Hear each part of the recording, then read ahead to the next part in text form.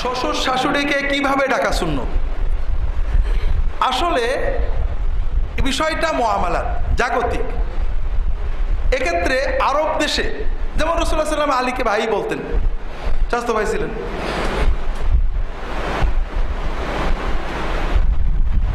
আরব দেশে শ্বশুরকে আম বলা হয়। আম মানে চাচা, চাচা ফুফা সবই আম। আর কুনিয়াতে অনেক সময় ডাকা হয় অমুকের বাপ। আমাদের দেশে শ্বশুর শাশুড়িকে আব্বা আম্মা বলা হয়। আম্মা বলতে অবশ্য কারোরই দোষ নেই, শাশুড়িকে আম্মা বলা খুব স্বাভাবিক। হাদিস শরীফে আসছে নিজের বাপ ছাড়া কাউকে বাপ বলে পরিচয় দেওয়া যাবে না। এটা হলো পরিচয় দেয়া, সে আমার পিতা। কিন্তু বাবা ডাকা সামাজিক বিষয়, আশা করা যায় এতে কোনো সমস্যা নেই। কারণ ওরফ জাগতিক বিষয়, খাওয়া দাওয়া লোকাচার, এটা আল্লাহ তাআলা ইসলামে প্রশস্ততা দিয়েছেন, এটা করা যেতে পারে। আর আম্মা ডাকাতে তো কোনো সমস্যাই নেই, আম্মা তো আছেই। মহানবী সাল্লাল্লাহু আলাইহি ওয়াসাল্লাম নবী এ কথা নির্ধারিত হওয়ার পর তার উপরে নির্যাতন, এ কথার তাৎপর্য কি? পরীক্ষা, নির্যাতন। রাসূলুল্লাহ সাল্লাল্লাহু আলাইহি ওয়াসাল্লামের উপরে নির্যাতন আসছে, এটা তো রাসূলুল্লাহ সাল্লাল্লাহু আলাইহি ওয়াসাল্লাম বলেছেন আশাদ্দুন নাসি বালাআন। আপনারা আবার বলেন না নবীজির আবার পরীক্ষা কি? না, পরীক্ষা মানে ইবতিলা, বালা। আল্লাহ রাসূল সাল্লাল্লাহু আলাইহি ওয়াসাল্লাম বলেছেন আশাদ্দুন নাসি বালাআন। বালা মানে হলো পরীক্ষা, মুসিবত। আমরা বালাকে মুসিবত বলি, কিন্তু ইবতিলা বালার অরিজিনাল আরবি অর্থ হলো পরীক্ষা।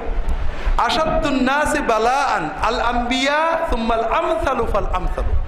আল্লাহ বেশি বালা দেন, বিপদ দেন, পরীক্ষা করেন নবীদেরকে, এরপরে নবীদের কাছাকাছি যারা নেককার তাদেরকে। আল্লাহ কোরআনে বলেছেন ওয়াইয বিতাল্লা ইব্রাহিম রাব্বুহু বিকালিমাত। আল্লাহ তাআলা পরীক্ষা করলেন ইব্রাহিমকে কয়েকটা বাক্য দিয়ে, নবুয়তের পরেই। কাজেই নবুয়ত পাওয়ার পরেও আম্বিয়া কেরামের উপর বালা, ইবতিলা, মুসিবত, নির্যাতন আসে, এবং এটা আল্লাহর নিয়ম। নবীদের উপরে যত বিপদ আছে কোনো অন্য কারোর উপর অত আসে না। আপনি কি হেরার আলোয় আলোকিত হতে চান? আপনি কি সুন্নাহর আলোকে জীবন গড়তে চান? প্রফেসর ডক্টর খন্দকার আব্দুল্লাহ জাহাঙ্গীর রচিত কোরআন সুন্নাহ ভিত্তিক জীবন ঘনিষ্ঠ বইগুলো পড়ুন, সুন্দর জীবন গড়ুন। ইসলামী আকিদা, হাদিসের নামে জালিয়াতি, ইহয়াউস সুনান, রাহে বেলায়েত সহ আরো অনেক বই। কোরআন সুন্নাহ সাথে থাকুন, জীবন বদলে যাবে। যোগাযোগ আর সুন্নাহ ট্রাস্ট 01715400640। বর্তমানে প্রচলিত গণতন্ত্র ইসলাম সমর্থন করে কিনা,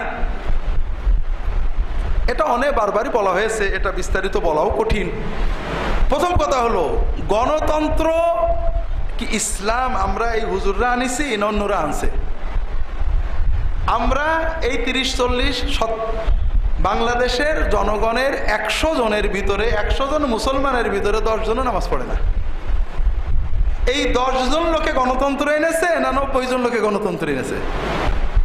গণতন্ত্র ইসলাম সমর্থন করে না এটা প্রশ্ন করেন, অথচ নিজের জীবনের ইসলামের কিছু নেই, সেটা নিয়ে আমাদের কোনো প্রশ্ন নেই। আমি একদিন কালীগঞ্জ, এন্তাজমি আছে কিনা জানি না, কালীগঞ্জ খানকায় মাহফিলে উঠে কে যেন বলছে হুজুর নারী নেতৃত্ব সম্পর্কে একটু বলবেন, অনেক আগে। আমি খুব রাগ হলো, উঠে আমসানা বলে বলছি ভাই আমাদের দেশে এখন সবচেয়ে বড় সমস্যা তো এখন নারী নেতৃত্ব, ঠিক না ভাই? হ্যাঁ ভাই ঠিক হুজুর, ঠিক বলেছেন, ঠিক বলেছেন। বলে আর তো কোনো বড় সমস্যা আমাদের দেশে নেই। না হুজুর এটাই বড় সমস্যা, নারায়ণ তকবীর জিন্দাবাদ সব। ভাই আপনাদের ঘরে তো কোনো সমস্যা নেই, আপনাদের বউ বাচ্চারা সবাই তো পর্দা করে নামাজ পড়ে, আমার কথা কয় না। আপনাদের সবাই তো হালাল কান আর হারাম করে আপনাদের আওলাদের ভিতরে কেউ নেই তো, আর কথা কয় না। আসলে আমাদের দুর্ভাগ্য যে আমার ব্যক্তি জীবনে করণীয় লক্ষ কোটি কাজ রয়েছে। আমার নিজের নামাজ ভুল করি, নিজের আওলাদেরা নামাজ পড়ে না, নিজের বউ মা ভাই বোন আমরা দিনের অবহেলা করছি। যেটা জেনে আমি পালন করতে পারবো, আমার জীবন আল্লাহর পথে যাবে, সেটা নিয়ে কোনো প্রশ্ন নেই। আর যেটা আমি করি না করি কিছুই আসে যায় না। আমি ভোট দিলাম না, কিচ্ছু আসে যায় না, এটা নিয়ে যত প্রশ্ন। আমার মতো এই 10% দিনদার নামাজি মুসলমান একজনও যদি ভোটের দোকানে না যায়, তাহলেও বাংলাদেশ যেভাবে চলবে সবাইগুলো প্রায় সেভাবেই চলবে। কাজেই আমাদের দিনদার মুসলমান যুবকদের এই যে অস্থিরতা, এটা অমূলক। গণতন্ত্র মুসলমানরা আনেনি, আলেমরাও আনেননি, এটা সমাজে আসছে। যেভাবেই হোক দিন যত বাড়বে গণতন্ত্র ততক্ষণ ইসলামাইজড হয়ে যাবে। দিন যত বাড়বে রেডিও ইসলামাইজড হবে, টেলিভিশন ইসলামাইজড হবে, ব্যাংক ইসলামাইজড হবে, সমাজ ইসলামাইজড হবে, গণতন্ত্র ইসলামাইজড হবে। আর দিন বাড়াতে না পারলে শুধু ইসলাম ভালো কি ইসলাম পছন্দ করে না করে বলে করে ঘরে দিয়ে ঘুমাইতে হবে। দিন কিন্তু 10 থেকে 9, 9 থেকে 8, 8 থেকে 7% নামতে আসছে। এটা প্রথম কথা। দ্বিতীয় হলো গণতন্ত্র। তন্ত্র মানে হলো রাষ্ট্র ব্যবস্থা, শাসন পদ্ধতি, আর গণ মানে হলো জনগণ। তন্ত্র দুই রকম, ক্রাসি দুই রকম, ডেমোক্রাসি, অটোক্রাসি, আর কোনো ক্রাসি নেই। ব্যক্তির মতে চলবে অথবা জনগণের মতে চলবে। ব্যক্তির মতের ভিতরে রয়েছে আমার ছেলে মরে গেলে রাজতন্ত্র, স্বৈরতন্ত্র, এগুলো সব ব্যক্তি। এখন আপনারা বলেন আমরা কোনটে বলবো, স্বৈরতন্ত্রে যাব না গণতন্ত্রে যাব? স্বভাবতই ইসলাম যে ব্যবস্থা দিয়েছে সেটা গণতন্ত্রের সবচেয়ে কাছে। স্বৈরতন্ত্র ইসলাম দেয়নি। আমার ছেলে যোগ্যতা থাক না থাক রাজা হবে, আমি জোর করে তাকে জনগণের পরামর্শ ছাড়া চাপিয়ে দেব, আমি জনগণের ইচ্ছা মতো সবকিছু করব, এই রকম ব্যবস্থা ইসলাম দিইনি। জনগণের পরামর্শের কথা ইসলাম বলেছে, কোরআন বলেছে, তবে ইসলামে পরামর্শটা ইসলামী সিস্টেমে হয়। আর যখন এটা কাফের মুশরিকের কাছে যায় কাফেরের সিস্টেমে হয়, ফাসেকের কাছে ফাসেকের সিস্টেমে হয়। এই জন্য আমরা গণতন্ত্র ইসলাম বিরোধী, তার মানে কি স্বৈরতন্ত্র ইসলামপন্থী কিনা? 2 নম্বর কথা, তন্ত্র তো আমরা আনি না, তবে আপনাদের একটা কথা বলি, গণতন্ত্র ইসলাম যে সিস্টেম দিয়েছে, ন্যায় বিচার, সঠিক বিচার, পরামর্শ ব্যবস্থা, আমানত আদায় করা, দুর্নীতি মুক্ত হওয়া, আন্তু আব্দুল আমানাত ইলা আহলিহা, কোনো দুর্নীতি থাকবে না, দুর্নীতিবাজের সঠিক বিচার হতে হবে, এটা একমাত্র গণতন্ত্রেই সম্ভব। স্বৈরতান্ত্রিক ব্যবস্থায় আপনারা আপনি বর্তমানে বাংলাদেশে সরকারের উপর যত রাগ করেন, তারপরও যেটুক দিনের কথা বলতে পারেন, অনেক ভালো মুসলমানের দেশে মুসলমানরা এইটুকু দিনের দাওয়াত দিতে পারেন না।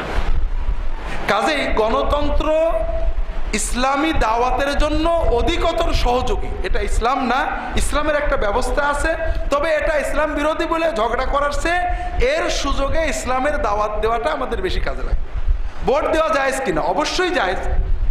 ভোট আপনি যদি মনে করেন যে এখানে 2টো ক্যান্ডিডেট দাঁড়িয়েছে, এই লোকটা গেলে ক্ষতি কম হবে বা লাভ বেশি হবে, তাকে ভোট দিতে পারেন। আর আপনি যদি মনে করেন না দুইজনই খারাপ, আমার ভোট আপনি না দিতে পারেন। এটা একটা ব্যক্তির নিজস্ব চিন্তা। তবে তিনি ভোট দেবেন আমানত আদায়ের উদ্দেশ্যে, আল্লাহর দ্বীনের উপকারের জন্য, নিজের সিদ্ধান্তে যাকে অপেক্ষাকৃত ভালো মনে করবেন। দুনিয়ার স্বার্থে, টাকার লোভে বা অন্য কোনো কারণে দিলে তিনি ওই পাপের অংশ নেবেন। আর যদি কেউ না দেন অসুবিধা নেই। হোমিওপ্যাথিক ঔষধে অ্যালকোহল থাকে, ঔষধ হিসেবে ব্যবহার করা যাবে কিনা বিষয়টা জটিল। যেটা পিওর অ্যালকোহল ওটা ব্যবহার করা যাবে না, যেটাকে তারা ওই কি জন্য বলেন। আর যেটা মিশ্রণের পরে আর অ্যালকোহল থাকে না, অনেক বেশি খেলেও মাদকতা আসে না, সেটা আশা করা যায় ব্যবহার করা যাবে। টিংচার বলে সম্ভবত, যেটা পিওর অ্যালকোহল স্পিরিট থাকে, এটা নাকি অনেকটা খেলে মাতাল হয়ে যায়, এটা হারাম হবে। কিন্তু যেটা পানি বা ডিস্টিল ওয়াটার বা চিনির বড়া মিশানোর পরে, যেটা অনেক খাওয়ার পরেও কোনো মাদকতা আসবে না, সেটা ওষুধের ব্যবহার ইনশাআল্লাহ বৈধ হবে। প্রাপ্তবয়স্ক হলে ছেলে মেয়ে যদি বিয়ে করে কিন্তু তাদের অভিভাবক যদি না জানে, তাহলে বিবাহ হবে কিনা? জি না।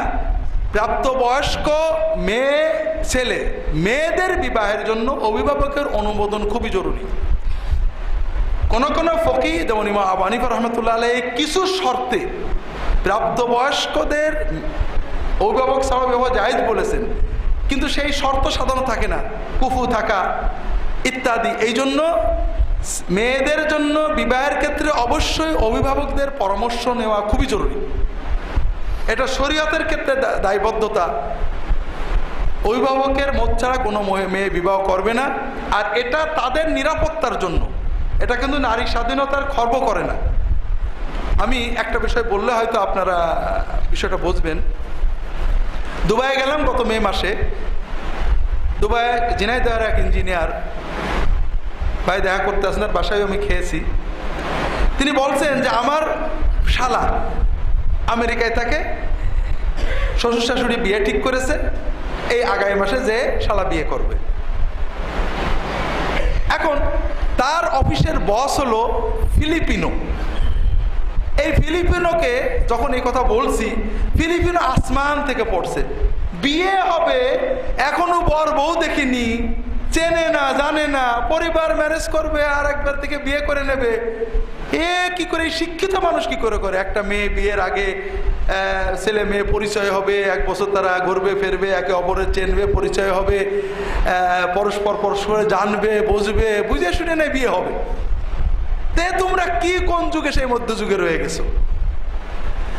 তা এখন ওই ভাই আবার বেশ চিন্তা ভাবনা করে পড়াশুনো করেন, কিছু ভালো কথা বোঝেন।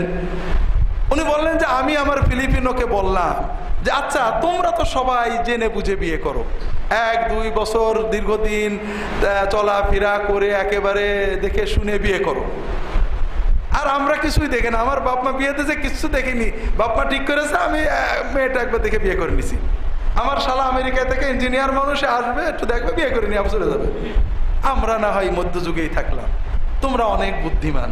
কিন্তু তালাকটা কোন দেশে বেশি কত? তাহলে তোমরা এত দেখে শুনে চেখে চুকে বিয়ে করলে তারপরে তালাক হয় কে? আর আমরাই বাপ মা দেখে বিয়ে দিয়ে দিল, আমাদের তো তালাক মালাক হয় না, আমাদের ভালোই চলে।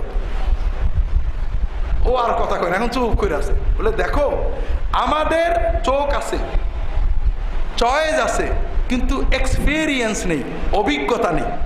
সংসারটা কি, সংসার জীবনে দীর্ঘদিন চললে কোন কোন জায়গায় গুঁতো খেতে হয়, ধাক্কা খেতে হয়, কোথায় যে বিয়ে ভাঙতে পারে, থাকতে পারে, কেমন মেয়ে হলে, এটা যারা 30 বছর বিয়ে করে পরিবার চালাইছে তারা বোঝে।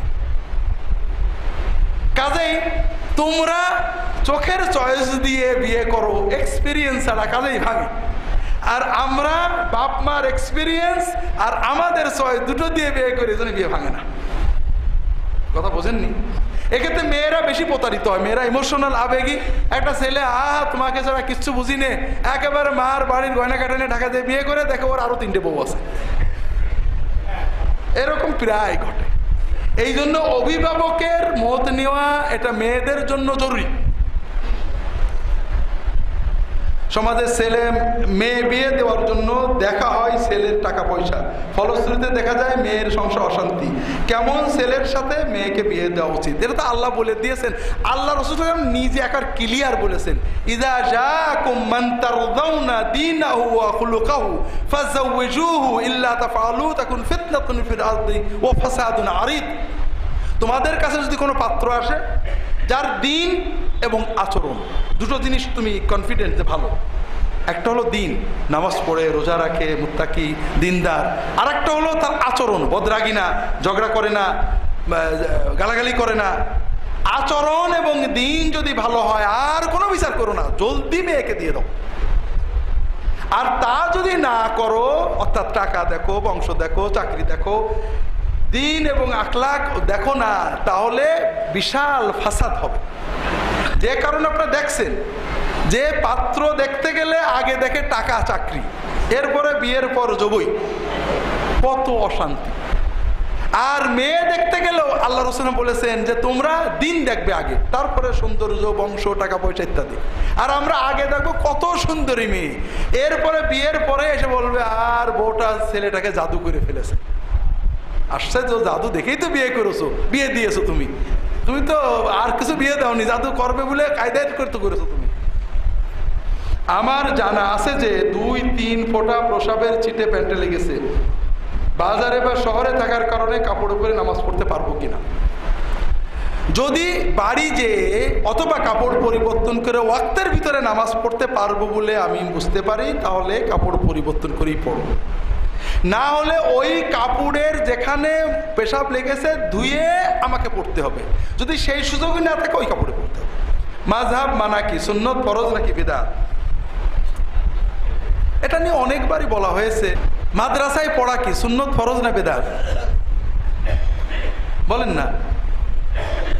রাসূলুল্লাহ সাল্লাল্লাহু আলাইহি ওয়াসাল্লাম মাদ্রাসা ছিল না, সাহাবীদের যুগে মাদ্রাসা ছিল না, তাবেঈনদের যুগের পরে মাদ্রাসা হয়েছে। এখন কি মাদ্রাসায় পড়া ফরজ, ওয়াজিব না বেদাত? বেদাত। তাহলে সব হুজুররা মাদ্রাসায় পড়ে বেদাত করে ফেলেছে। বিষয়টা হলো যে মূলত এলেম শিক্ষা করা ফরজ, পদ্ধতি বিভিন্ন আছে। মুসলমানের জন্য কোরআন হাদিস মতো চলা ফরজ, কিন্তু কোরআন হাদিস মতো আপনি চলবেন, আপনি কোরআন কিছুই বোঝেন না, চলবেন কি করে? তাহলে আপনাকে কোনো না কোনো আলেমের উপর নির্ভর করতে হবে। হয় শেখ আলবানির উপর নির্ভর করবেন, নইলে ডক্টর আসাদুল্লাহ আল গালিবের উপর নির্ভর করবেন, নইলে আব্দুল সালাম মাদানির উপর নির্ভর করবেন, নইলে আব্দুল্লাহ জাহাঙ্গীরের উপর নির্ভর করবেন। এই নির্ভরতার নাম হলো তাকলিদ বা মাযহাব। আমরা যত নামই দিই না কেন, আমরা আমাদের দেশের লোক হানাফি করি, কেউ হানাফি না। আমরা কেউ আটটসি, কেউ মাইজ ভান্ডারি, কেউ হাটহাজারি, একজন সবাই হানাফি দাবি করে, কিন্তু একজনের সাথে একজন মিললি। এই জন্য মূল কথা হলো আল্লাহর হুকুম, প্রতিটি মুমেন কোরআন হাদিস পড়বে। আবার মুমেনরা ফিকহের ব্যাপারে আলেমদের উপর নির্ভর করবে। কাজেই মাযহাব মানবেন না, কি মানবেন? কোরআন হাদিস। আপনি কোরআন বোঝেনই না, একটা দুটো হাদিস পড়ে কিচ্ছু পড়েননি, আপনি বললেন এই হাদিসটা সহি, বোঝেন কি করে? শেখ আলবানি বলেছেন, ডক্টর গালেব বলেছেন, আব্দুল্লাহ জাহাঙ্গীর বলেছেন। আরে মেয়ের নামই তো তাকলিদ, আপনি তো কিছুই সনদ জানেন না, আপনি আব্দুল জাহাঙ্গীর অন্ধ অনুকরণ। এইটার নামই হলো মাযহাব মানা। তো এই জন্য দিন মানা হলো ইবাদত, কোরআন সুন্নাহ মানা ইবাদত। এই কোরআন সুন্নাহ মানার জন্য প্রত্যেক মুমিন কোরআন হাদিস পড়বেন। পাশাপাশি সমাজে যারা বিজ্ঞ আলেম আছেন তাদের কাছ থেকে ফিকহি মাসালা শুনবেন।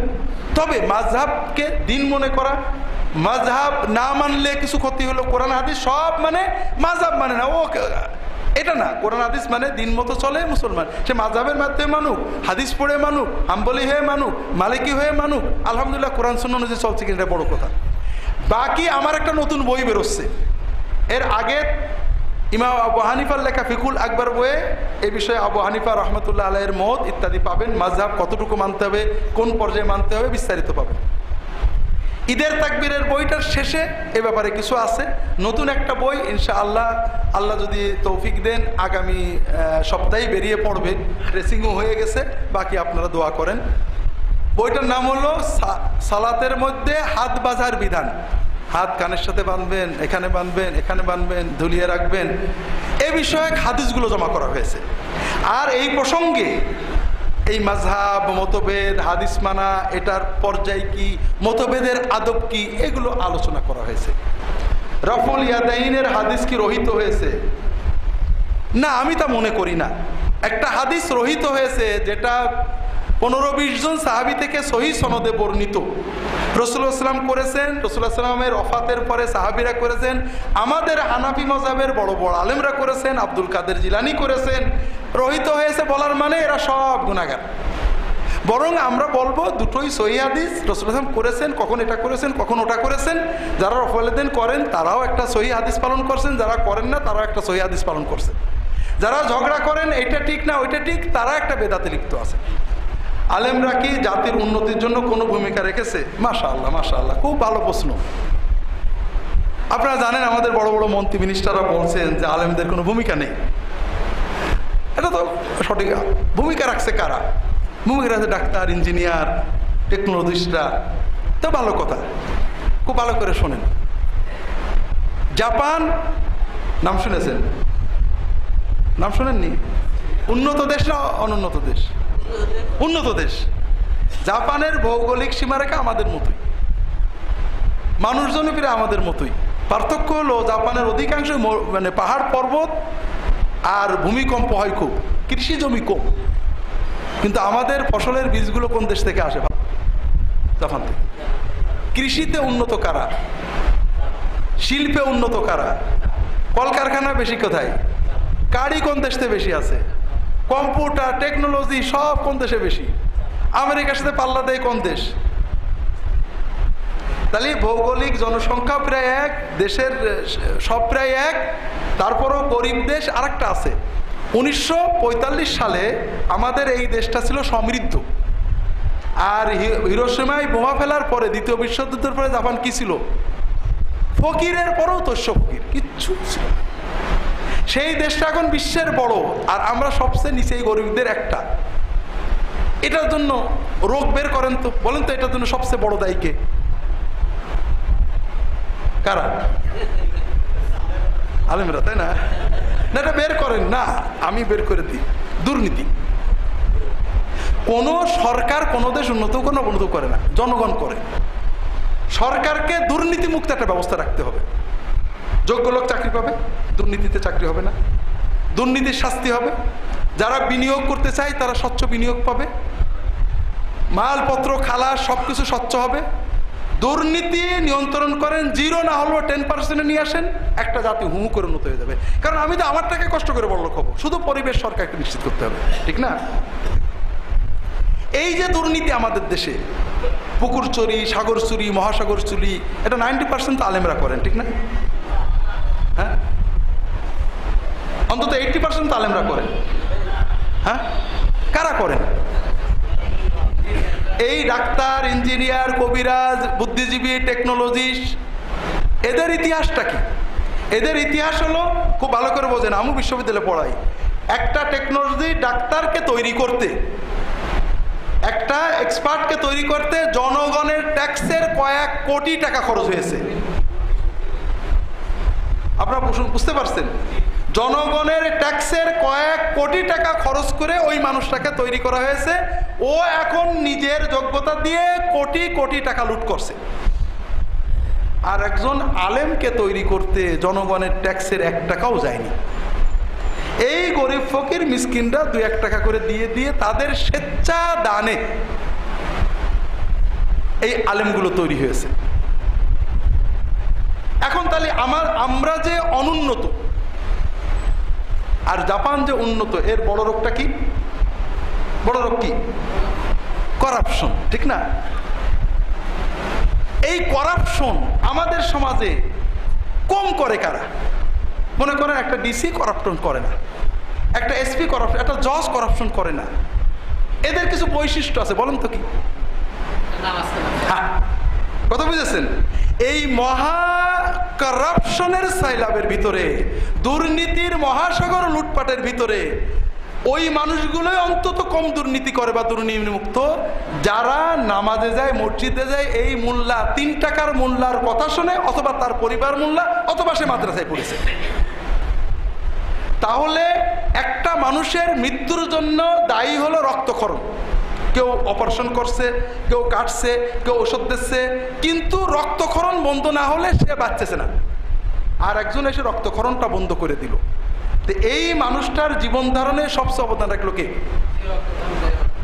আমাদের সমাজের সবচেয়ে বড় রক্তক্ষরণ হলো দুর্নীতি আর আলেমদের উপর অত্যাচার। আলেমরা গরিব, আলেমরা নিম্নবিত্ত পরিবার থেকে আসছেন, আলেমদের জুলুম করা হয়।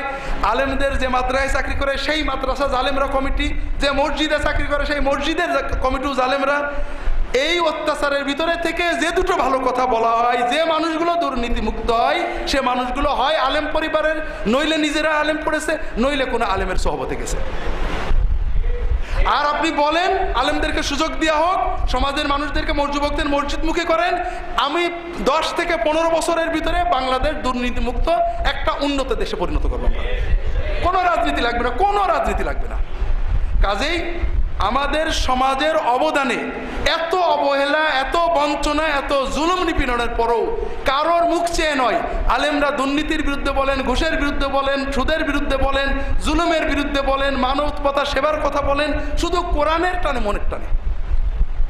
কাজেই বড় আফসোস লাগে, এই চোর ডাকাতরা বলে আমাদের জাকাতের টাকা গিয়ে হুজুরদের চর্বি হয়েছে। আরে মিয়া, তোমার জাকাতের টাকা তো মানুষ তো ইচ্ছা করে দেয়, তুমি জনগণের কোটি কোটি টাকা লুট করে তোমার চর্বি বানাইছো, সেটা কোথায়? এই কথা বলার লোক তো নেই।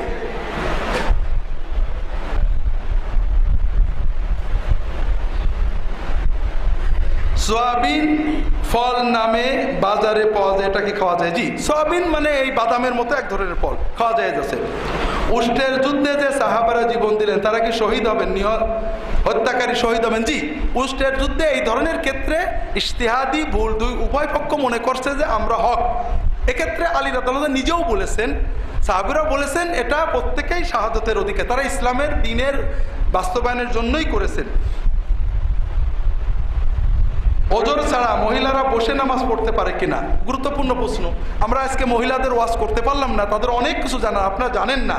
মহিলারা ইবাদত করতে চায়, সুযোগ পান না প্রশ্ন করার। তারপরও সংক্ষেপ হলো, নামাজ ফরজ, নামাজ দাঁড়িয়ে পড়া ফরজ। ওজর ছাড়া কোনো মহিলা যদি ফরজ নামাজ বসে পড়ে, নামাজ হবে না, নামাজ আদায়ই হবে না। সুন্নত নফল নামাজ বসে পড়লে অর্ধেক সওয়াব হবে। কাজেই মহিলারা অবশ্যই ফরজ নামাজ দাঁড়িয়ে পড়বেন। আর এই উপলক্ষে আরেকটা জরুরি কথা বলি, যদিও প্রশ্ন করেননি, ফরজ নামাজ এবং নফল নামাজ, সুন্নত নামাজ, সকল নামাজে মহিলাদের খুব লক্ষ্য করুন, কপালের চুল থেকে এই থুতনি পর্যন্ত, দুই কানের মধ্যবর্তী এই জায়গাটুকু, কবজি পর্যন্ত হাত, এই জায়গাটুকু বাদে কোনো শরীরের অংশ, এখানে কনুই, কানের জুলফি, চুল, এই কানের পিছনে ঝুলানো চুল, হাতে কোথাও যদি নামাজ যদি অন্ধকার করে একাও পড়েন, যদি এই সব অঙ্গ এইটুকু আর এইটুকু বাদে বেরিয়ে যায়, তাহলে নামাজ ভেঙে যাবে। কাজেই শাড়ি পরে যে মহিলারা নামাজ পড়েন খুব সাবধান থাকবেন, শাড়ি পরে নামাজ হয় না। শাড়ি পরে যত ভালো করে দেখেন রুকু সেজদা করতে গেলে খুলে দেয়। শাড়ি একেবারেই অনইসলামিক পোশাক। মহিলারা সবসময় সালোয়ার কামিজ, বড় সালোয়ার ওড়না পড়বেন, অথবা বড় ম্যাক্সি, নিচে পায়জামা বা সায়া, উপরে ওড়না পড়বেন সবসময়। এটা সুন্নত এবং ফরজ পোশাক। আর নামাজে অবশ্যই এগুলো পরে নামাজ পড়বেন। উপরে সাহাবী মহিলারা নামাজের সময় আবার কেউ কেউ জিলবাব বা বোরকা পরে নিতেন, নামাজটা যেন সহি সুন্দর হয়। যারা শাড়ি পরেই পড়বেন অবশ্যই শাড়ির উপরে বড় চাদর, বড় হাতাওয়ালা ব্লাউজ পরবেন, নইলে নামাজ হয় না, কনুই টনি সব বেরিয়ে যায় ভাইরা। এই জন্য আর এই পর্দা কিন্তু শুধু নামাজে না, আল্লাহর সামনে, আল্লাহ সব জানেন, তারপরে এই পর্দা। তাহলে বাইরের বেগানা পুরুষদের সামনে কেমন পর্দা করতে হবে এটা আপনারা বুঝতে পারছেন। ছেলেদের প্রাপ্তবয়স্ক হওয়ার ক্ষেত্রে মাপকাঠি কোনটি, 15 বছর হওয়া নাকি স্বপ্নদোষ হওয়া?